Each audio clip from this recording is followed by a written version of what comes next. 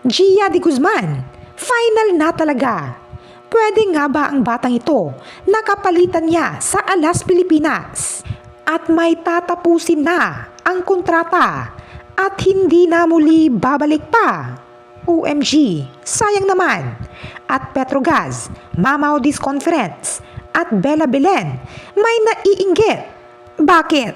Lahat ng yan ay atin nang alamin ngayon. Nagpa-press conference na nga ang PVL sa lahat ng teams na lalahok this Reinforced Conference at ibinalita nila kung ano ang magiging format this conference. At narito ang mga teams na pasok sa Pool A at Pool B tulad na lamang ng Petrogas Angels na mamaw this conference na para bang may 5 na silang import. Charis. Nagulat nga ang lahat ng inanunsyo ng Petrogas Angels na magiging official head coach ang ama ni Brooke Van Sickle na si Gary Van Sickle at magiging assistant head coach naman ang kanyang ina na si Lisa Van Sickle. OMG!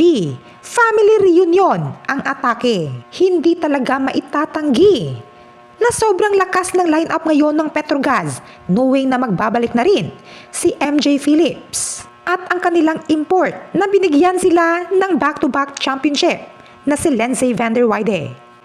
Ang lineup nga nila noong nanalo sila noong All-Filipino Conference ay siyang tunay. Magbabalik na, kaya't kaabang-abang talaga sila. Gayunpaman, in-interview din si Bella Belen na confident niyang sinabi na ang kanyang team na Capital One ay kayang-kayang pumasok sa finals. Dahil ibang Bella Belen daw ang matutunghayan natin sa PVL Reinforced Conference. Bugj, kabog talaga sa fighting spirit. At aware din pala siya sa mga kumakalat ngayon na binabati ko siya ng ating mga kapitbahay na Thailand. Ukol umano ito sa kanyang pagiging fangirling na kumakalat ngayon sa social media. Ani niya, wala naman daw siyang ginagawang masama, kaya't hindi ito apektado. Kaya't kung naiinggit man kayo, pumigit na lang kayo At susunod, hindi rin naman magpapakabog ang Creamline at in-interview rin si Eliza Valdez at buong isiniwala na final na talaga. Hindi maglalaro si Gia de Guzman sa Reinforced Conference na talaga namang kinalungkot ng karamihan dahil maraming umaasang maglalaro sana siya since sumabay siyang mag-training sa Thailand. Ngunit ang management na ang nagpasya na si Gia ay sit out na upang makapaghinga. Focus muna talaga siya sa Alas Pilipinas bilang siya ang team captain ng koponan. At speaking of Alas Pilipinas, dahil lalahok na sila sa FIVB World Championship, ay puspusan na ang paghahanda. Ani ng mga fans, dapat ay mag-invest na daw tayo sa mga batang players. At meron na silang napupusuan na pwedeng kapalitan ni Gia de Guzman in the future sa World Championship. At ito ay si Aniza Santos, setter at attacker ng UST Junior Golden Tigresses na isang setter na may height na 6 foot tall. Grabe, ang tangkad. Malaking bagay sana kung i-train na siya habang mas bata pa. Dahil kung sakaling wala na sa prime era ang mga veterana, ay handa na silang palitan ito. Kaya't nanawagan ng mga iilan naway i-recruit na siya at hasain na upang mas ma-develop pa ang kanyang skills sa paglalaro ng volleyball. Talagang bihira lang tayo makakita ng purong Pinoy na matangkad na setter, kaya't wag sana siyang sayangin.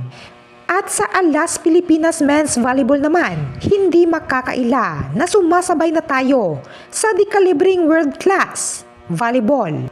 At binigyang pugay ng lahat ang Italian Alas Men's coach na si Coach Frigoni dahil sa kanyang angking galing na mag-coach. Paniguradong posibleng makamtan ng Alas Pilipinas Men's ang gold medal sa SEA Games kung same lineup ang kanilang gagamitin noong nagwagi sila laban sa Egypt. Ngunit ang hindi magandang anunsyo ay hindi na pala niya i-renew.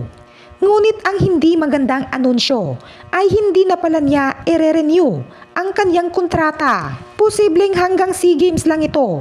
magiging head coach ng Alas Pilipinas Men's dahil tatapusin na lamang niya ang kanyang kontrata na magtatapos na next year. Napakasayang naman. Kaya't marami ang nanghihikayat na baka pwede pa siyang maging head coach ng Alas Pilipinas Women's sa kanilang FIVB. Ngunit malabo na ito dahil aside sa matanda na siya, ay men's volleyball lang talaga ang kanyang hinahawakan. Kayo, ano ang masasabi niyo patungkol dito? Please comment down below.